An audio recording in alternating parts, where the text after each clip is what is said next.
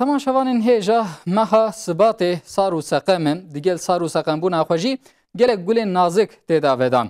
Weka serokê şehîdan dibêje, şehadet eşq e, şehîd jî aşiq. Gelek şehîd di vê meha Sibatê de şehîd bûnin. Meha Sibatê weka meha şehadetê tê binavkirin û hatiye îlankirin, lewra ji Hesen Elbenna, ji Atif Xoceyê İskilîpî, Metin Yüksel Malxomîks, ji Abbas Musavî, Zelîm Xan Yandarbiyev, ji Mela Zekî û hetanî Mela Xiyasettin Barlaq gelek şexsiyetên muhîm di meha Sibatê de hatinin şehîd kirin.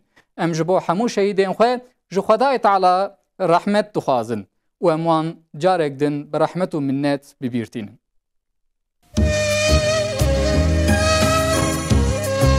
Ji ber ku di meha Sibatê de gelek şahsiyetên muhîm ê îslamî şehîd bûnin, ev me wek meha şehadetê tê qebûl kirin. Hesen Elbenna, Hoca Atifê İskilîplî, Metin Yüksel, Malxomîks, Mele Xiyasettin, Abbas Musavî, Zelîm Xan Yandarbiyev, Mele Zekî û gelek şahsiyetên dinên îslamî di vê mehê de şerbeta şehadetê vexwarin û ketin karwana pîroz. Hoca Atifê İskilîplî li dijî zor û zordariya alema Xerbê sekinî. Ji ber ku qanûna şevqe rex nekir, di çarê Sibata 1926 de bi îdamkirinê hat şehîd kirin. Başındaki sarık da çaput, şu şapka da. Onu çıkarıp bunu giysen ne olur? Şeyx Esad Erbilî Efendiyê di 84 saliya xwe de bû. Digel tutê kiliya wî bi biyerên Menemenê re tune bû hat şehîd kirin. Li Herêma Kurdistanê jî meha şehadetê gelek hîs kirin.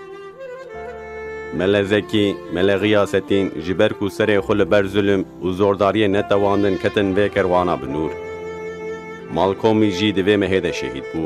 Hayat û jiyana wî ji bo gelek xort û ciwana bû xweş mîsal û nimûne. Ji ber vê yekê ket bin hedefa tora Emerîkayê û di dawiya dawîn de ew jî ket nav karwana şehîdan. Şehadet bangeke ji bo hemû nes û wextan re. Ev gotin aydê Metin Yükselê ku di 21 saliya xwe de şehîd bûyiye. Metin Yüksel piştî nimêja înye di hewşa Camiya Fatiha Semmolê de hat şehîd kirin. Di sala 1949 de Hesen Elbenna di hedefa teşkîlata polîsên Fîr'ewnên Misriyên wextê de bû. Hesen Elbenna xort û ciwanên Misrê dawetê îslam û îmanê dikir. Li dijî kedxwar û emperyalîstan ev civan bi şuur dikir li dijî van emperyalîstan. Ji ber vê yekê Hesen Elbenna bi emr û talîmata Kral Farûq hat şehîd kirin. Mamosteyekî dinê şehadetê Abbas Musavî bû. Bi hemû ferdên malbata xwe re di meha Sibata 1992 de ber bi Rebbê xwe meşiyan. Musavî li Lübnanê li dijî Siyonîzm û Emerîkayê ala berxwedanê rakir û bo hedefên bombeyên Siyonîstan û bi hemû malbata xwe re şehîd ketin. Zelîm Xan Yandarbiyev jî li Çiyayê Qafqasyayê li dijî zulm û zordariya û Rûs mücadele û cîhad kir. Ew jî di meha Sibatê de şehîd bû. Meha Sibatê digel hemû sar û sexemtiya xwe, zulm û zordariya zaliman derxist olê û mizgîniya buharê anî. Şeyx Ömer Abdurrahmanê ku ji çavê xwe nedidî, 23 salan di zindanê Emerîkayê de ma. Ew ji wek bi hovane û wahşiyane di meha Sibata 2017 de hat şehîd kirin.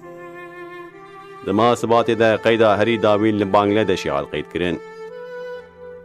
Mevlana Abdûsubxanê ku rêberê Cemata İslamî bû, di umrê xwe yê 9 salî de di zindana zalim Hasînayê de şehîd bû.